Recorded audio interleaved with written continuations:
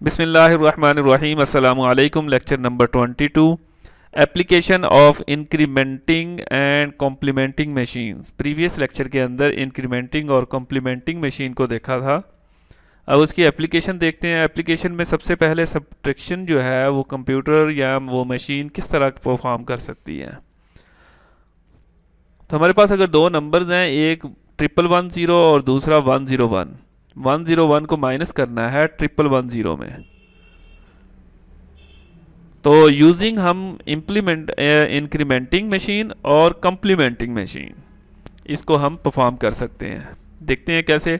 अच्छा, 101 को हमने 4 डिजिट, ये भी 4 डिजिट है, 4 डिजिट के इक्वल कर लिया 0101। ठीक है, इस साइड पे 0 लगा दिया। अब हमने कम्प्लीमेंटिंग मशीन से इसका कॉम्प्लीमेंट ले लेना है। जिसको माइनस करना है उसका लिया हमने कॉम्प्लीमेंट। 1 की जगह 0, 0 की जगह 1, 1010 हो गया वंस कॉम्प्लीमेंट। फिर इन दोनों को कर दिया प्लस, पहली वाली अमाउंट में इसको कर दिया हमने प्लस कर दिया, हाफ एडर फुल एडर के साथ ये प्लस हो जाएगा बहरहाल। उसके बाद ये हमारे पास आंसर आया 0 1 0 0 0 0 और ये 1 1, इनको जैसे आम नॉर्मल तरीके से ऐड हो रहा है। ये वाला जो हमारा अब आंसर है 1, ये 4 डिजिट 5 डिजिट का बन गया है। तो ये जो लास्ट वाला डिजिट है इसको क्या करेंगे, इसके अंदर ऐड कर देंगे। 4 डिजिट के अंदर इसको ऐड कर दिया, इंक्रीमेंट कर दिया, इसको इंक्रीमेंट कर दिया, तो ये 1001 है जो कि हमारा एक्चुअल आंसर है। अगर हम डायरेक्ट इसको माइनस करें 1110 से 101 को, तो देखें माइनस करें तो 0 यहाँ से एक कैरी गया, 2 हो गया, 2 से 1 गया तो 1 आ गया। ठीक है, और यहाँ से कैरी लिया हुआ था क्योंकि बाइनरी नंबर है ना, तो यहाँ पे रह गया था 0, 0 का 0, यहाँ पे भी 0 और ये 1 इनमें से सॉरी ये 1 में से 1 निकाला तो 0 आ गया और लास्ट वाला 1 वैसे ही आ गया, तो 100। कैलकुलेटर से या वैसे बाइनरी आपको सब्ट्रैक्शन आती है तो परफॉर्म करके देख लीजिएगा, यही आंसर इसका बनेगा। अब नेक्स्ट हमारे पास है इक्विवेलेंट मशीन्स। हमारे पास दो मशीन्स हैं, मोरे मशीन और मेले मशीन्स। तो ये उसके कुछ थ्योरम है। तो सबसे पहले हमारे पास है कि for every Moore machine there is a Mealy machines that is equivalent to it, जो इसके इक्विवेलेंट है।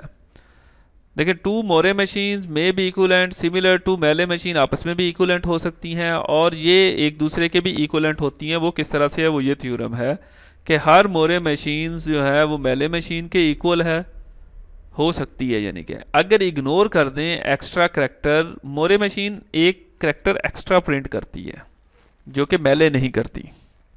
तो इसका प्रूफ देखें हमारे पास। अगर ये एक हमारे पास मोरे मशीन है, मोरे मशीन में यहीं पे आउटपुट होती है, और इसी तरह ये मेले मशीन है, इसकी आउटपुट यहाँ पे है, ये देखें। तो इसको प्रीवियस लेक्चर में बड़े अच्छे से देखा हुआ है हमने।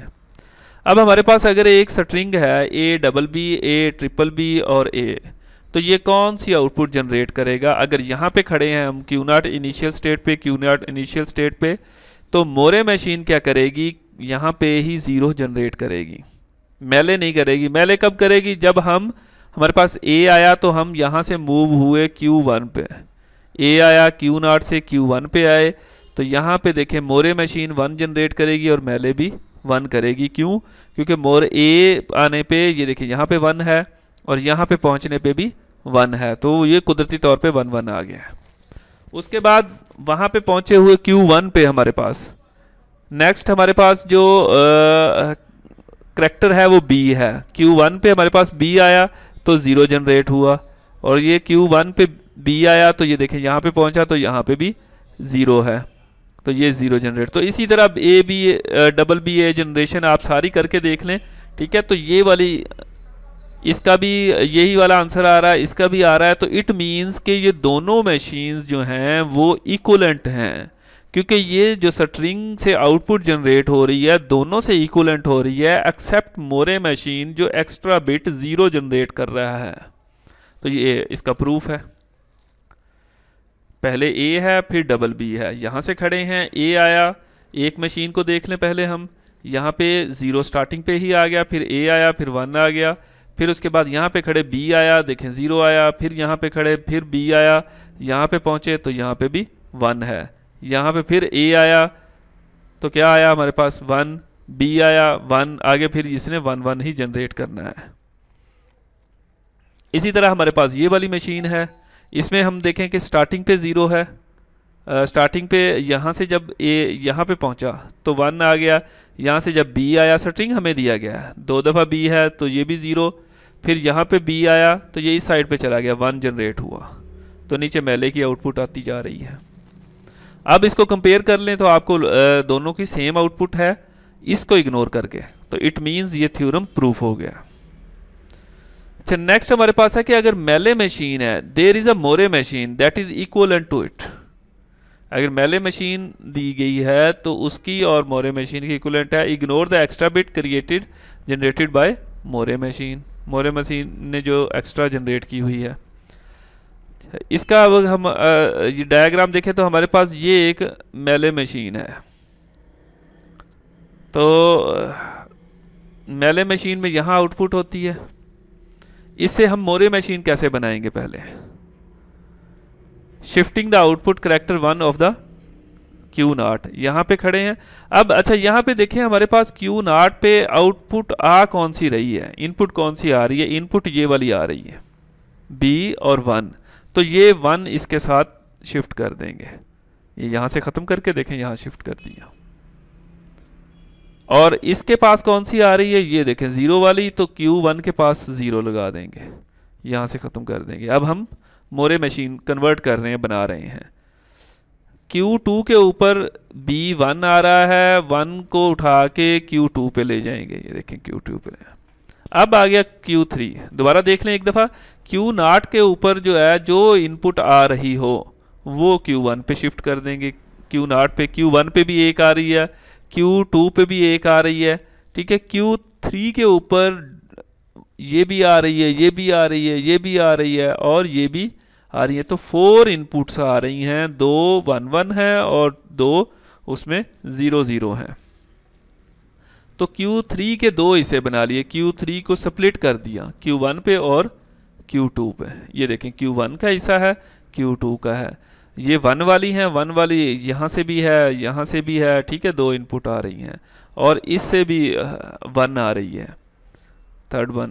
और Q जो है 0 वाली Q0 से आ रही हैं और Q1 से, यहीं से ही देख लें, अगर हम इसको कंपेयर कर लें हमारे पास, तो 1 किससे आ रहा है? इससे 1 आ रहा है Q0 से, और 1 किससे आ रहा है? Q2 से आ रहा है, और 1 किससे आ रहा है? ये Q3 का अपना भी आ रहा है, और 1 कोई भी नहीं आ रहा। तो 0 कितने आ रहे हैं? 0 यहाँ से आ रहा है, ये 2 आ रहे हैं, 2 0 हैं और 3 1 हैं। तो देखें ये 1 2 और 3, और इससे भी इस पे आएगा तो ये 1 ही आएगा, इससे भी जनरेट, क्योंकि इसके 2 हिस्से बना रहे हैं और इस पे 2 ही इनपुट आ रही हैं। अच्छा, अब इस पे भी हमने यही किया कि हमारे पास ये स्ट्रिंग दिया हुआ है A BB A, तो वो इस मशीन पे चलाएं और पहले हमारे पास जो मेले मशीन दिया गया है उस पे भी चलाएं, इन दोनों पे।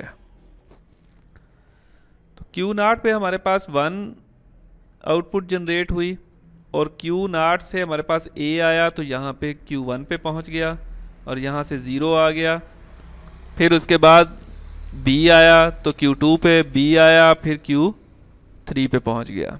तो इसी तरह ये Q0 से 1 पे A आया तो Q1 पे, फिर B आया Q3 पे, Q2 पे, Q3 पे, और साथ साथ आउटपुट जनरेट होती जा रही है।